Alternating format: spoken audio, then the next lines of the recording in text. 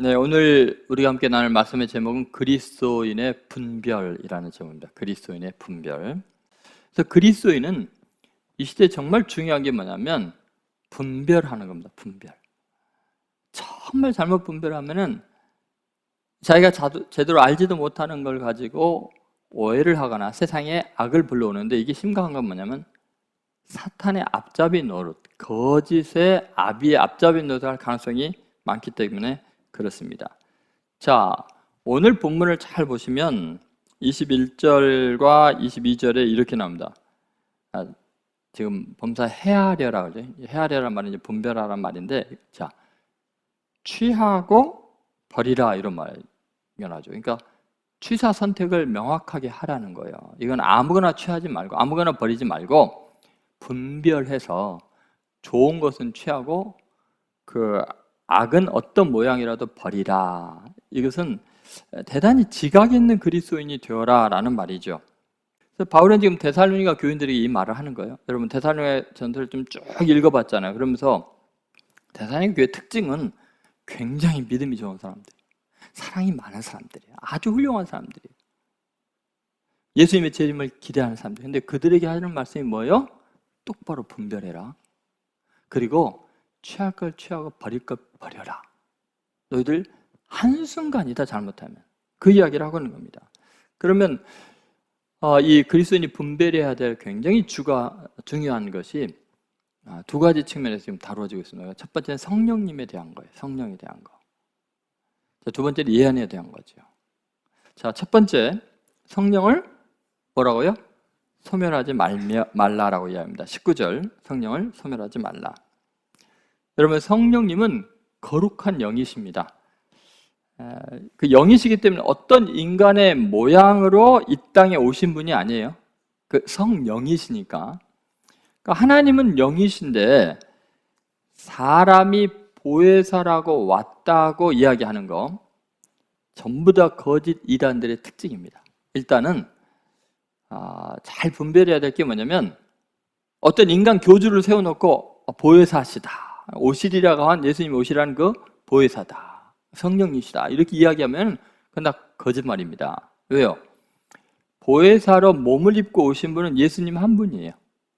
그리고 성령님은 그야말로 영이시기 때문에 몸이 없는 분이에요. 예수님 한 분이 성육신하신 분이지 성령님이 성육신했다는 성경에 기록이 있어요? 없어요. 그러니까 모든 이단들이 자기의 교주를 보혜사라고 이야기하는 건 전부 다 거짓입니다. 이런 것들을 분별할 수 있어야 한다는 거죠. 여러분 반대로 성령의 역사를 소멸하는 일들이 있을 수 있습니다. 이 소멸한다는 의미, 이것은 성령의 역사를 불길로 표현하는 거죠. 불로 표현하니까 이제 소멸이라는 이런 표현을 하고 있는 거죠.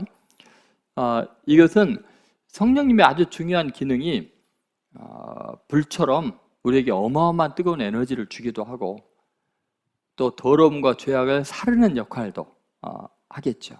그리고 거짓과 진짜를 불로서 연단해서 판가름하는 그런 역할도 있어요. 그런데 성령의 역사를 소멸한다는 것은 이런 성령의 아주 중요한 그 활동, 역할들을 자꾸 이렇게 억누르지 말라는 거죠. 그것들을 방해하지 말라 그렇게 이야기를 하고 있는 겁니다.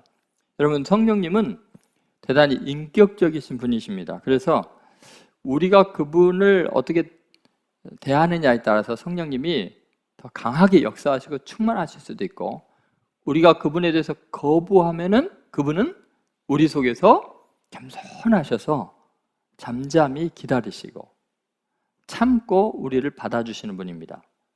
그러니까 이 성령님은 에너지가 아니에요. 에너지는 뭐죠? 우리가 어떤 반응을 하나 상관없이 우리를 압도해버릴 수 있겠죠. 우리보다 더 큰 에너지는. 근데 성령님은 대단히 인격적이신 하나님이시니까 우리가 그분을 환영하고 마음껏 나를 사용하시고 역사하십시오 하면은 우리 가운데 놀라운 일을 행하시죠. 은사를 마음껏 부어주시고 우리를 움직이시죠. 그러나 우리가 성령님을 무시하고 존재하지 않는 것처럼 여기거나 감동을 하시는데도 내 육신의 소욕을 더 따르고 내 욕망을 더 중요시 여기고 내 자신의 입장을 더 강화시키면 성령님은 어때요? 그냥 조용히 계시는 거예요. 그걸 갖다가 성령을 소멸하지 말라. 성령이 불을 자꾸 끌려고 하지 말아라. 이런 거죠. 에베소서 4장 30절에 이런 말씀이 있습니다. 자, 같이 읽어보겠습니다. 하나님의 성령을 근심하게 하지 말라. 그 안에서 너희가 구원의 날까지 인치심을 받았느냐. 여기 보니까 하나님의 성령을 뭐하게 하지 말라고요? 근심하게 하지 말라. 이게 무슨 말이에요? 근심은 에너지가 할 수 있는 게 아니에요. 인격자만 하셔요. 근심하신다는 건 우리의 반응에 되게 민감하게 반응하신 분이라는 거죠. 그러니까 우리가 성령님을 찬양하고 높여드리면 그분이 내 삶을 엄청난 능력으로, 선함으로, 아름다움으로 인도하셔요. 성령님을 자꾸 의지하고 그분에게 내 삶을 의탁하면 예술가는 뛰어난 은혜를 받는 거죠. 글을 쓰는 사람들은 아주 창의적인 글이 나오게 되는 거죠. 그리고 장사하는 사람들은 굉장히 지혜롭게 시대의 흐름을 읽을 수가 있는 거죠. 그런 사람들이 누가 있어요? 다니엘 같은 사람들, 요셉 같은 사람들, 그 시대의 흐름을 다 읽어버리잖아요. 왜요? 하나님의 영에 이와 같이 감동된 사람들이 없다 그러지 않습니까? 그러니까 성령을 소멸하고 성령을 근심하게 하는 건 자기가 바보가 되는 거예요, 사실은. 자기 자신의 수준으로 전락하게 되는 거예요. 근데 우리는 하나님의 사람들이잖아요. 그런데 이 성령의 능력을 의지하지 않고 칭찬받고 인정받고 데살림가 사람들이 그렇게 자꾸 높임을 받을 때 잘못하면 자기 중심적으로 자기 자신에게 매료될 수가 있거든요. 사도 바울도 막 엄청 칭찬을 했잖아요. 여러분, 우리가 신앙생활 잘할 때 꼭 기억해야 될 게 뭐냐면 잘못하면 내 헌신이 그리고 내가 믿음이 좋았던 것이 성령을 소멸하는 실수를 범할 수 있는 거예요. 지금 데살로니가 전서가 데살로니가 교인들이 아주 위험한 순간이 바로 왜 그러냐? 아가야 주와 마케도냐 주, 로마의 아주 중요한 이 식민지 주들이 전부 다 데살로니가 성도들을 칭찬하니까 잘못하면 자기 자아도취에 나르키시즘에 빠질 수 있는 거예요. 자기 중심적으로 빠지는 거예요. 순간적으로. 그러면 성령을 소멸하게 되고 그러면 사울처럼 되는 거거든요. 여러분, 치명적인 하나님 나라의 방해꾼들은 원래부터 쌀빵한 거짓말들, 나쁜 사람들, 죄인들이 아니고 하나님 일을 잘하고 하나님을 섬긴다고 하는 사람들이 교회를 박해하고 무너뜨리는 거예요. 바리새인 서기관들 전부 다 하나님 믿는 사람들이잖아요. 그렇죠? 유대인 장로들 다 마찬가지 아니에요. 근데 왜 그렇게 하나님을 사랑하고 율법을 준수하고 하나님 말씀을 살려고 애쓴 사람들이 하루아침에 그렇게 예수님이 십자가 못 박아 죽이는 일을 하게 돼요? 어느 날 자기 의가 자랑이 되면 그렇게 돼요. 그래서 성령을 소멸하고 자기 자신의 자랑, 의, 자기의 헌신, 이것이 중심이 되면 자기가 너무 좋은 거예요. 자기가 너무 멋진 거예요. 그러면 빠져 죽는 거예요. 여러분, 우리가 잘 한번 생각해 보셔야 돼요. 그래서 성령을 소멸하지 말라고 이야기하는 거예요. 끊임없이 우리는 성령의 감동과 그분을 높여드리고 그분을 따라 순종하는 사람들이지 내 마음대로, 내 기질대로, 내 가진 은사대로 그렇게 막 살아가는 사람들이 아니에요. 여러분, 늘 그래서 성령 충만하셔야 돼요. 물론 성령 충만하려면 어떻게 해야 돼요? 하나님의 말씀을 이렇게 들어야죠. 읽어야죠. 기도 중단하는 순간 성령 소멸하고 있는 중이에요. 왜요? 기도 안 하는 건 뭐야? 내 생각대로 내 마음대로 행하고 있는 거니까요. 그러면 즉시로 그냥 빠지는 겁니다. 그냥 그대로 무너지는 겁니다.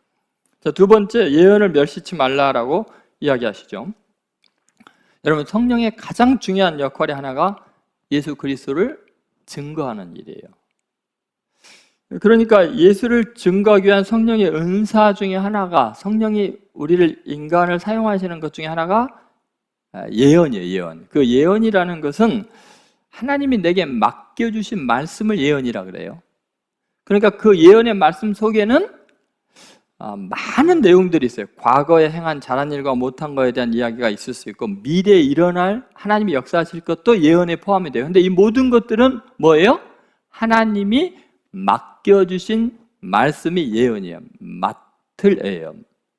그러니까 이게 미리 예가 예언이 아니에요. 성경적인 의미에서는. 그런데 하나님이 맡겨준 말씀에는 미래에 대한 이야기가 있겠죠.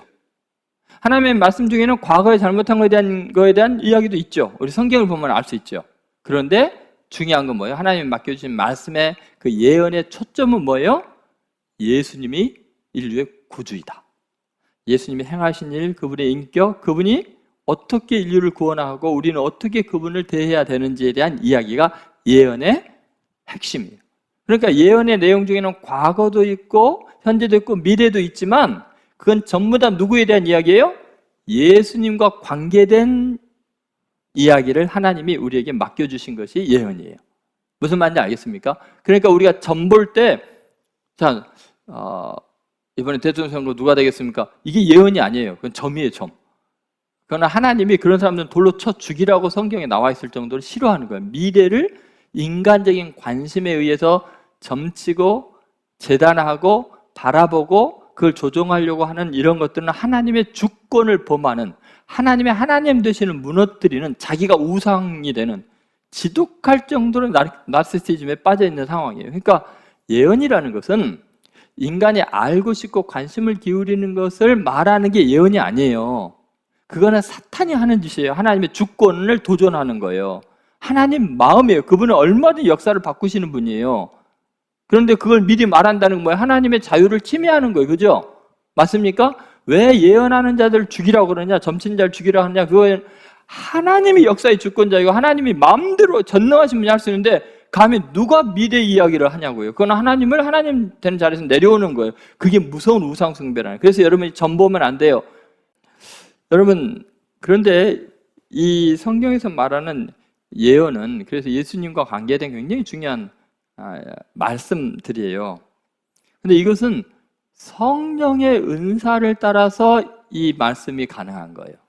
그래서 로마서 12장 6절을 보세요. 12장 6절 같이 읽겠습니다. 우리에게 주신 은혜대로 받은 은사가 각각 다르니 혹 예언이면 믿음의 분수대로. 자, 받은 은사가 각각 달라요. 근데 어떤 사람은 무슨 은사를 받았어요?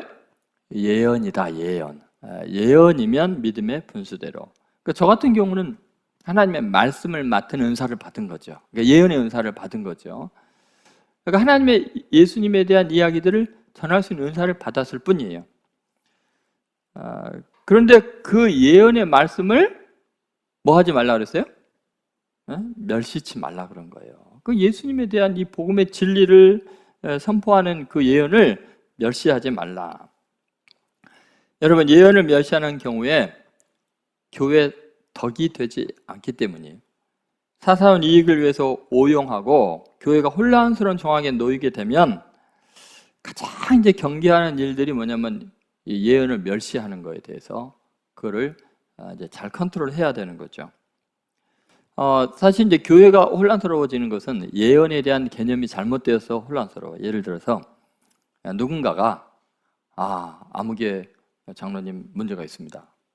아무개 권사님 얼마 있으면 무슨 일을 겪게 될 겁니다. 그리고 아무개 성도가 집안에 그런 일이 있는 것은 하나님께 무슨 죄를 지었기 때문입니다. 이게 제가 기도해 보니까 하나님께 내게 알려줬습니다. 우리 목사님 문제가 많은 것 같습니다. 이게 성령님께서 자기에게 은밀하게 알려주셨습니다. 뭐 이런 이야기들이 이제 들어오잖아요. 그러면 여러분, 지금 그것 자체가 예언이 아니에요. 일단 하나님의 돌로 쳐 죽일 일이에요. 왜냐하면 여러분 보세요. 지금 일반 세상 사람들도요, 개인에 대한 사생활을 엿보거나 침해하는 것을 가장 큰 죄 중에 하나로 알잖아요. 그래서 여러분 정보보호라는 게 있죠. 그죠? 세상 사람들도 안 믿는 사람도 그것은 무례한 일인 줄 아는데 살아계신 하나님의 그 인격적으로 사람 한 명 한 명을 귀하게 여기는 분이 다른 사람의 일을 이 사람한테 왜 일러주시겠어요? 세상 사람들도 안 하는 짓을, 범죄 행위를 하나님이 그걸 사주하시겠냐고요. 성경에는 그런 사람들에 대해서 철저하게 응징을 하고 계시요 하나님이 그거는 사탄 짓을 하고 있는 거다 이렇게 이야기하는 거예요. 그러니까 여러분 대단히 위험해요. 그래서 신약 성경에는요, 그 예언의 말씀은 하나님 예수 그리스도의 복음과 관계된 것들의 미래에 대한 이고 과거에 대한 거 이야기지 누구 인간의 뭐의 죄에 대한 이야기를 예수님은 정말 싫어하세요. 그러니까 심지어 가늠하다 현진 잡힌 사람 끌고 왔는데 이런 사람 돌로 쳐주라는데 어떻게 하니까 야 누가 니네한테 그거 알아보라 그랬냐? 너 중에 죄 없는 자가 먼저 돌로 치라니까 다 부끄러워서 갔잖아요. 그 정도로 예수님이 사람들에 대해서는 개인적인 죄들에 대해서 하나님과 직접적인 관계 속에서 다루시지 사람을 통해서 그렇게 하시지 않는 분이라는 거예요. 근데 중요한 건 뭐냐? 예언을 분별을 해야 된다. 그런 이야기를 합니다. 고린도전서 14장 29절에 보면 이렇게 말하고 있습니다. 같이 읽습니다. 예언하는 자는 둘이나 셋이나 말하고 다른 이들은 뭐요? 뭐하라고요? 분별할 것이니라. 자, 다른 이들은 뭐하라고요? 분별. 근데 여러분, 우리 민족들은요, 이 샤머니즘에 너무나 젖어 있고 그동안 점집 찾아가는 거 무당 구태가지고 하는 게 너무 익숙해져 있으니까 우리도 모르게 아주 의식 속에 이게 젖어 있어요. 그래서 누군가가 갑자기 뭐 이상한 행동을 하면서 말을 하면서 막 따다다다 뭐 이러면서 뭔가 예언을 한다고 하면은 신비감을 느끼고 그게 대단한 걸로 아는 습성이 있어요. 그러니까 분별할 생각을 안 해요. 누가 갑자기 뭐를 봤다. 뭐 하나님의 음성이 들렸다. 막 이래버리면요. 분별 자체를 안 한다니까요. 이게 문제예요. 그래서 뭐라고 나왔냐면 예언하는 자는 혼자 예언을 해요? 아니에요. 예언은 반드시 혼자 예언하게 되면 그것은 사탄에게 이용당하는 거예요. 그러니까 뭐라 그래요? 둘이나 셋이 말하고 이렇게 나오죠. 다른 이들은 뭐 하라고요? 이제 세 명 다 이게 누가 지금 똑바로 제대로 예수님에 대한 이야기를 하고 있는가 분별할 것이요. 그러면 누가 지금 위에 있어요? 예언하는 자가 위에 있어요? 분별하는 자가 위에 있어요? 성도들이 위에 있는 거예요. 근데 바보들 같이 누가 소리 들었다 하면 성도들이 벌벌 떨고 그게 쫓아다니고 너무 성경적이지 않잖아요. 성도들은 뭐 해야 돼요? 누가 뭐 한 사람을 봤다, 예언을 봤다 그러면 성도들은 뭐 해야 돼요? 분별하게 너 정신 차려 똑바로 말해 이렇게 돼야 되는 거예요. 그걸 두려워하고 쫄아가지고 그러니까 맨날 이단들한테 당하는 거예요. 그러나 여러분 예언은 뭐 하면 안 된다고요? 멸시하면 안 돼요. 부작용이 있다고 해서 약을 다 폐기 처분해요? 아니죠. 정말 더 심각한 상태에서는 그게 필요하거든요.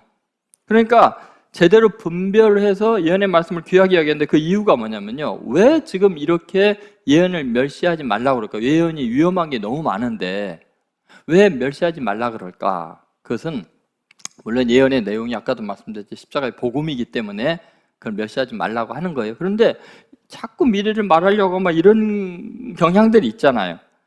그럴 때도 굉장히 조심하라는 거예요. 자, 왜 예언을 멸시하지 말라고 사도가 이야기했냐면 좋은 점괘를 멸시하지 말라는 게 아니고 그 당시에 이 예언은 예수 그리스도가 구주인 것을 증거하는 가장 중요한 수단이기 때문에 그래요. 성령님께서 하시는 증언이니까.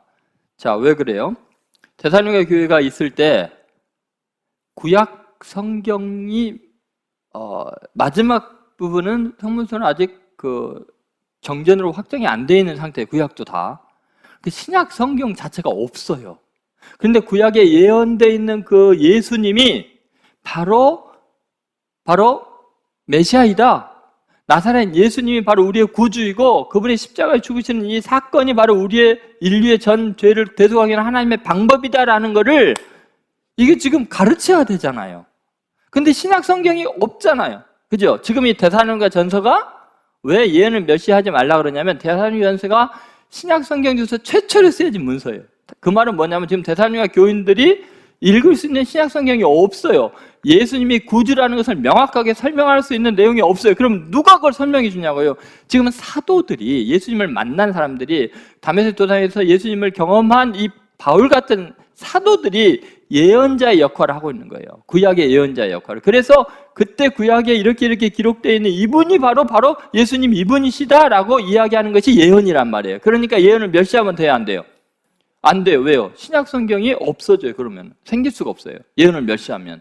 그러니까 지금 신약 성경이 예수님이 구주라는 걸 확고하게 보장하는 이 바울의 서신서들이 쓰여지고 그 다음에 한 30-40년 후에 마가복음부터서 마태, 누가, 요한복음에 쓰여지거든요.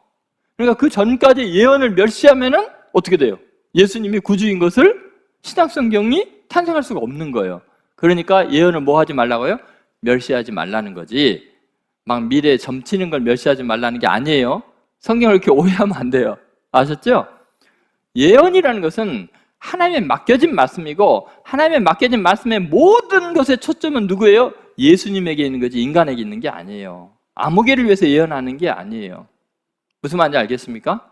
그래서 늘 여러분은 십자가의 복음, 예언을 멸시지 말라는데 초점을 맞추라는 거예요. 자꾸 사람들에게 따라다니지 말라는 거예요. 자, 세 번째 중요한 것은 그래서 뭐 하라고요? 모든 것을 분별하라. 21절에서 22절에 나와 있어요. 21절과 22절 한번 읽어볼까요? 자, 1절과 21절, 22절에 보면은 뭐라고 나왔어요? 범사에 헤아려 좋은 것을 취하고 악은 어떤 모양이라도 버리라. 자, 이렇게 지금 분명히 모든 것을 분별하라는 거지. 범사에 헤아려라고 할 때 이 헤아려라는 말은 무슨 말이냐면 분별하라 이게. 자, 범사에 헤아려 이거 아까 성령에 대한 것도 그렇고 예언에 대한 것도 이 모든 것들은 뭐예요? 항상 분별하라. 분별하라는 말은 테스트하라. 테스트하라. 그냥 쉽게 그냥 받아들이지 말아라. 여러분, 성령의 역사라고 하는 것이 아주 순간적으로 인간은 자꾸 샤머니즘을 생각하면 이게 악령의 역사와 분별을 못할 수 있습니다. 굉장히 중요합니다, 여러분. 그래서 분별해야 돼, 분별. 영적인 일들을 다 믿지 말라는 거예요. 성경이 무수하게 많이 나오죠. 예언의 말씀이라고 하면 다 그대로 또 받아들이거나 무조건 멸시하지 말라는 거예요. 그럼 뭐 하라고요? 분별하라, 분별하라. 테스트하라는 거죠. 그래서 좋은 것은 취해라. 그리고 모든 악은 모양이라도 뭐요? 버리라. 그렇게 해요. 그러니까 여러분 성도들은요, 아무거나 다 덜썩해서 받아 먹으면 안 돼요. 반드시 뭐 해야 돼요? 테스트를 하라. 분별하라. 그래서 좋은 것은 취하고 나쁜 것은 버리고 이래야 돼요. 그래서 우리가 몇 가지 기준들이 필요해요. 사실은 그 분별하기 위해서. 첫 번째는 이런 거죠. 명백한 성경의 진리와 부합하는가, 성경적 진리와 부합하는가, 이걸 한번 잘 보셔야 돼요. 두 번째는 예수님의 신성과 인성을 인정하는가. 그러니까 예수 그리스도에 대한 이야기해야 돼요. 그분이 완전한 하나님이시고 그리고 그분이 참 인간이시라는 거. 그 내용이 뭐 수없이 이제 초대교회에 나옵니다. 요한일서 4장 1절부터 3절에 나오고요. 그 다음에 이제 셋째는 복음의 원리, 즉 오직 은혜로 구원받는 진리에 부합하는가. 지금 선포되는 것 많은 이야기들이 좀 은혜에 대한 이야기인가, 오직 은혜로 구원받는 이야기인가, 아니면 누군가를 정죄하고 판단하고 비난하는 이야기들인가, 이걸 잘 보셔야 돼요. 여러분 잘 생각해 보시죠. 네 번째는 가르치는 사람이 혹시 양의 옷을 입은 일이가 아닌가를 잘 생각해 봐야 돼요. 여러분, 가르치는 사람이 아무리 이렇게 똑똑해도 가르치는 궁극적인 목적이 자신이 얼마나 똑똑하고 많이 알고 있고 그래서 막 굉장한 정보들을 알려주고 그럴지라도 궁극적으로 양을 약탈해가는 일이 있을 수 있다는 거예요. 그래서 양의 탈을 쓰고 있는, 아무리 광명의 천사를 유지하고 굉장한 걸 해도 궁극적으로 그 사람이 자신을 위한 건가 주를 위한 건가를, 자기를 위해 싸우고 있는가 주를 위해서 싸우는가를 분별을 해야 하는 거죠. 다섯째는 이게 뭐 핵심적인 내용 중에 하나인데, 주의 몸된 교회에 덕을 끼치는가를 보면 대번에 알 수 있습니다. 그러면 절대로 속지 마세요. 그러려면 성령 소멸하지 않아야죠. 성령 충만해서 내 마음 같은 걸 으악 하고 욕하고 싶고 미워하고 싶은데 성령님은 용서와 사랑하라 하면 성령 소멸하면 안 돼요. 그죠? 예언의 말씀, 그게 뭐예요? 십자가의 복음. 그분이 나를 위해서 죄를 사했다는 걸 매일매일 붙잡지 않으면 다른 사람 용서할 수 없거든요. 그래서 지혜롭게 잘 분별하셔서 이 시대를 치유하고 낙서를 지워가는, 몇 년이 걸릴지 모르겠어요. 그래도 우리가 그 일을 해야죠. 누군가는 그렇게 이 시대 복음으로 낙서를 지워가는 그리스도의 보혈로 깨끗하게 하는, 그런데 쓰임받는 성도들, 예수분이 교회가 되기를 주의 이름으로 축원드립니다.